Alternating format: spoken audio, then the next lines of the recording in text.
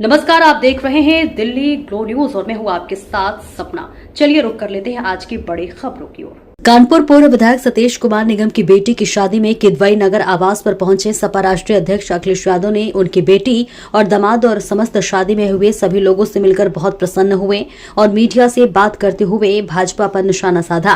उन्होंने कहा कि प्रयागराज महाकुंभ में हुई अर्थव्यवस्था और शासन प्रशासन पर उठाए सवाल और फिर जमकर सरकार पर बरसे और कहा कि प्रयागराज में वीवीआईपी व्यवस्था के कारण ही आए हुए महाकुंभ के मेले में भक्तगणों को भारी समस्या का सामना करना पड़ा और दिल्ली में हुए रेलवे स्टेशनों पर भगदड़ को लेकर भी सरकार पर उठाए सवाल। और उन्होंने भी ये कहा कि कानपुर के पत्रकारों के द्वारा सही खबर चलाए जाने पर पुलिस प्रशासन के द्वारा जबरन मुकदमा किए जा रहे हैं। उत्तर प्रदेश में बढ़ रही अराजकता को लेकर भी सरकार को घेरा। में जो शादी के कार्यक्रम थे उसमें मैं शामिल होने आया हूँ।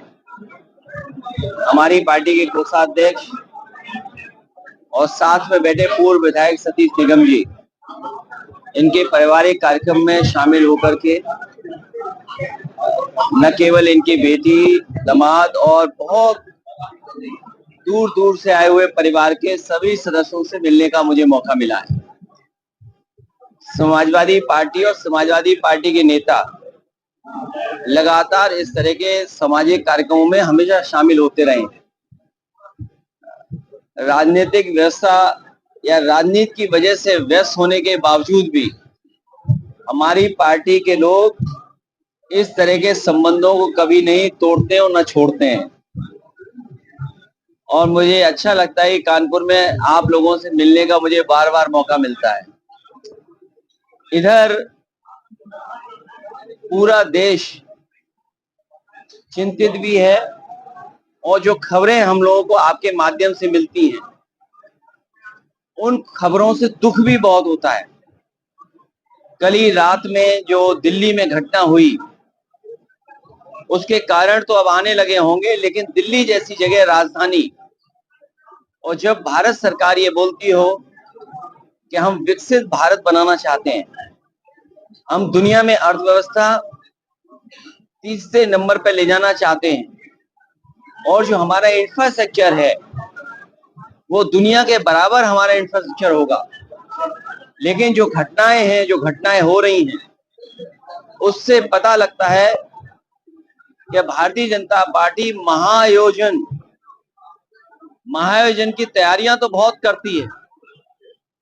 इनके जो कार्यक्रम हैं, आयोजन के कार्यक्रमों में तैयारी तो बहुत करते हैं, प्रचार बहुत करते हैं, लेकिन वो चाहे राजनीतिक कार्यक्रम हो, सांस्कृतिक कार्यक्रम हो या कोई और इवेंट हो, उसमें पॉलिटिकल माइलेज लेने से चूकते नहीं हैं। और हम आप लोग ये बात जानते हैं, महसूस करते हैं कि भारतीय जनता पार्टी के जितने भी महाआयोजन होते हैं उनमें आयोजन से ज्यादा अपने प्रचार पे खर्च करते हैं। अपनी इमेज कैसे चमका दें, आयोजन चाहे हो ना हो, उसकी व्यवस्था कितनी भी खराब हो जाए, लेकिन उन्हें पॉलिटिकल लाभ कैसे मिलेगा, उनकी पर्सनल जो इमेज है उसको कैसे और बढ़ाया जाए, और उसी का परिणाम ये है कि इतनी बड़ी घटनाएं घट रही हैं और आज भी घटनाएं हो रही हैं। इन्हें समय समय पर इमरजेंसी सर्विस बुलानी चाहिए। इमरजेंसी में जिन लोगों की मदद से चीजें अच्छी हो सकती हैं, उस फोर्स को, उन लोगों को बुलाना चाहिए।